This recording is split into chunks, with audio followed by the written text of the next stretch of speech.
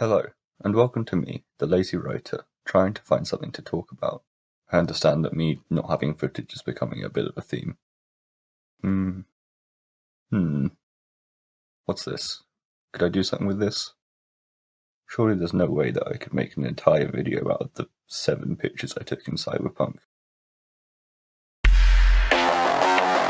All jokes aside, I've been wanting to do this video for ages, so I'm glad to finally be getting it out of the way.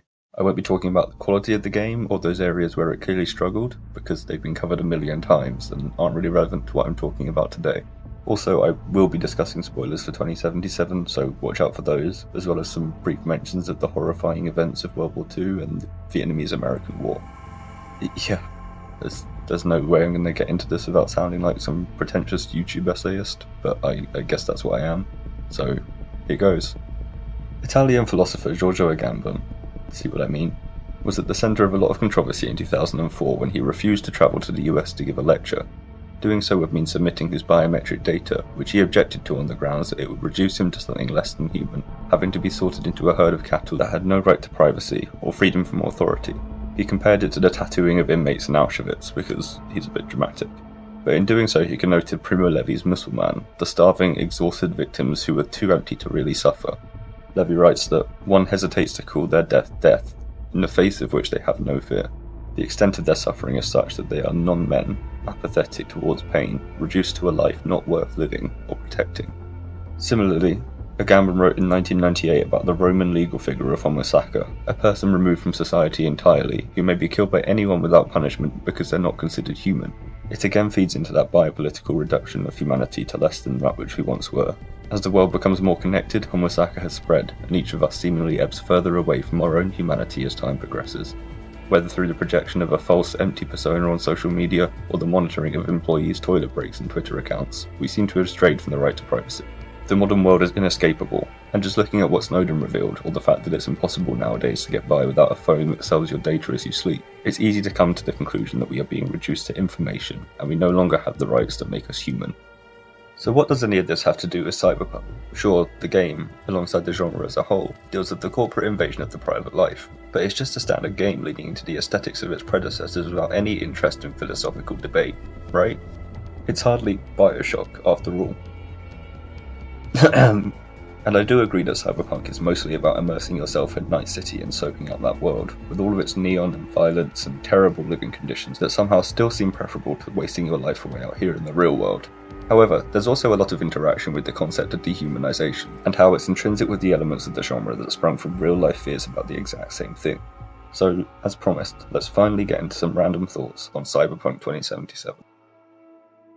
Night City is all about legacy, and we're bombarded with the legendary figures of the most dangerous city in America from the get-go.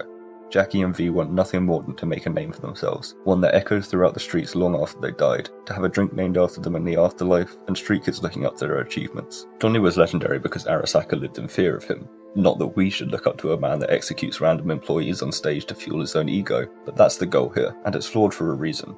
Consider that all of the most famous, most dangerous citizens of Night City are cyborgs, to one extent or another. Crucially, this means that everyone's primary goal of becoming a symbol to the city's inhabitants is interwoven with the support of corporate wealth and ownership. Not a single augmented resident of Night City, so almost none of the residents of Night City, has any hope of escaping the corporate eye, of carving their own path through unique and personal goals and desires. Even those that try to reject the augmented path, such as the monks who wish to remain natural for religious reasons, are shown to be forced into this way of life by others who are brought into its benefits.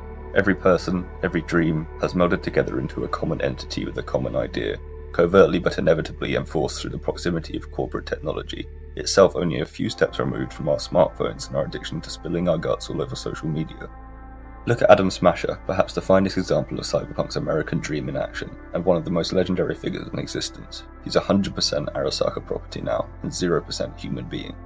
Johnny Silverhand is by no means a figure to look up to, but his goal of returning to the human world, however villainous it can be, is seemingly noble by comparison. They are unnatural enemies, and Smasher killing Silverhand doesn't bode well for those looking to reject those technological advances, which mask humanitarian regressions. Johnny, like the monk, is forced into his technological inhumanity, entirely removed from his organic being, because the presence of these technologies of biopower, such as the ever-present elements of Twitter, Facebook, YouTube, or even Tinder, truly force our participation. As someone who never wanted Twitter or Instagram, it became impossible to interact with my interests in the same way as I now can, or the same way as people used to. Would it be possible to live in this day and age without emails, for instance, which are just a collection of all of our interests, subscriptions, purchases, and professional exchanges that anyone with the right information could pore over at will? I understand that I sound like a huge technophobe here, and I'm really not, but it's important to remember that the technologies of biopower can serve to take away what little independence remains, and that if there is no means of function without them, we are being coerced into participating in the deconstruction of our own humanity. Cyberpunk 2077 is especially interesting for its use of slang to describe people, and the dehumanizing effect that it can have in derogatory or weaponized instances. American soldiers who fought in Vietnam in particular have described the racist terminology used to refer to anyone of East Asian descent, designed to eliminate any notion of humanity in those who look different so that it would be easier to kill them. It's no surprise that the most common insult deployed throughout Cyberpunk is only one letter away from one of those words, especially given the East Asian influence on the Cyberpunk aesthetic, which stems from 80s fears of American companies losing out to the growing economies of countries such as, in particular, Japan. I think that the murderous roots of certain phrases also brings into question the concept of ludonarrative dissonance, that annoying phrase that YouTube essayists like to throw into their videos whenever they don't know what they're talking about but want to feel smart anyway. Of course, nobody playing Cyberpunk is meant to feel like a particularly good person. It's hard to when you're midway through julienning a guy who probably only took this job so that he wouldn't have to eat literal dog food. But there's a point to be made about the game extending this dissonance to players, who relish the fun of committing horrific acts of violence against these people who are physically and ideologically removed from humanity. Do you stop to think about how you felt slicing that woman open? Does it make a difference if they have a robotic face rather than a humanoid one? Those Maelstrom guys are the very definition of faceless NPCs, and our notion of their suffering and any subsequent humanity is stifled by their physical incompatibility with what we think of as a human. Those red eyes seem more Hal than Hal. Furthermore, we can modify V, making ourselves less human for the sole enjoyment of more extreme and efficient violence. There's even a complete lack of morality system, meaning that using non-lethal weapons fails to present any real advantage over bathing in the blood of your puny dead enemies. The only limit is your own squeamishness, and they make every effort to reduce that by draining any inkling of humanity that might have been left in the appearance and representation of the characters in this game. They're too empty to really suffer, so one hesitates to call their death, death. Cyberpunk certainly isn't the only game that contributes to these ideas, but these are just some points that I found particularly interesting when playing through it. I could talk at length about the co-opting of Johnny's phrase samurai, and how it's been turned from a symbol of rebellion to a descriptor of the mercenaries who fight for the very corporate entities that Johnny was rebelling against. I could rattle on a bit more about how it censors the pain and therefore the humanity of its characters, and how human beings are reduced to corporate symbols through the modification process. There's also a discussion to be had about the moral decision of playing versus not playing. We know that we're dying, and that a man with a history of killing for his own gratification is taking over. To continue playing is to ensure this happens, but we do anyway.